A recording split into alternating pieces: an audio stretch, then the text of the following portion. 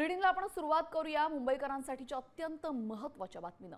मुंबईकरांनो, आपण रोज रेल्वेतनं प्रवास करतोय, पण हाच प्रवास आता जीवघेणा बनलेला आहे। प्रशासनाच्या निष्काळजीपणाचा आणि माणसांच्या विकृतीमुळे तुमच्यावर कधी कोण आणि कसा हल्ला करेल हे काही सांगता येत नाही। काही दिवसांपूर्वीच नालासोपाऱ्यामध्ये एका प्रवाशाने किरकोळ वादात एकाची हत्या केल्याची घटना अगदी ताजी असताना आता पुन्हा एकदा अंबरनाथला जाणारा लोकल ट्रेनमध्ये एका प्रवाशावर कोयत्याने जीवघेणा वार झालाय।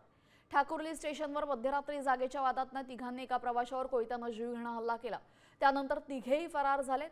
या जखमी प्रवाशावर सध्या कल्याणमधील रुग्णालयामध्ये उपचार सुरू असून या संतापजनक घटनेमुळे रेल्वे प्रशासन आणि रेल्वे पोलिसांच्या कामावर आता प्रश्नचिन्ह उपस्थित राहिलेलं आहे।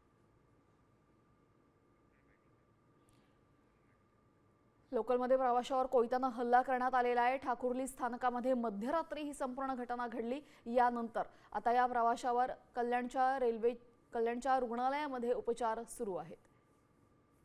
3 आरोपींनी याच्यावर हल्ला केला, त्यानंतर आरोपी फरार झालेले आहेत।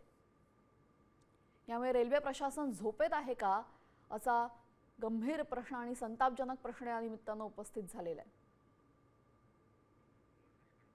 आपल्यासोबत आमचे प्रतिनिधी मयुरेश कडव जोडले गेलेले आहेत। मयुरेश, या रुग्णाची सध्या परिस्थिती कशी आहे आणि दुसरी गोष्ट म्हणजे सीसीटीव्हीच्या आधारे जे फरार आरोपी आहेत त्यांचा शोध घेण्यास सुरुवात झालेली आहे का? हे संपूर्ण प्रकरण जर आपण समजून घेतलं तर काल रात्रीच्या सुमारास हा प्रकार घडलेला आहे। 12च्या सुमारास जी अंबरनाथ लोकल होती, या अंबरनाथ लोकल मधून हे प्रवासी प्रवास करत होते।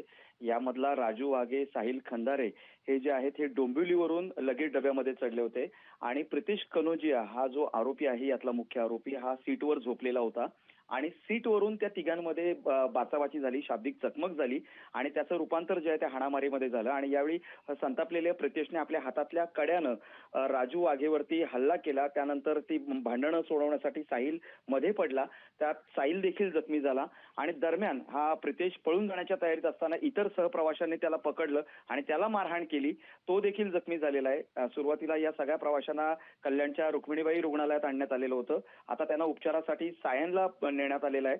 आता या सगळ्या प्रकरणामध्ये कल्याण लोहमार्ग पोलीस स्टेशनमध्ये गुन्हा दाखल करण्याची प्रक्रिया सुरू आहे। आरोपी प्रितेशला ताब्यात घेण्यात आलेला आहे। आता या सगळ्यांवर उपचार सुरू आहेत। आता पुढील कारवाई जी आहे ती थोड्याच वेळात आपल्या समोर येईल। माहितीसाठी तर आपण पाहतोय ठाकुर्ली स्थानकामध्ये मध्यरात्री या प्रवाशावर हल्ला झाला आणि त्यानंतर आता ही कारवाई केली जाते। जे जखमी आहेत त्यांच्यावर सध्या रुग्णालयामध्ये उपचार सुरू आहेत।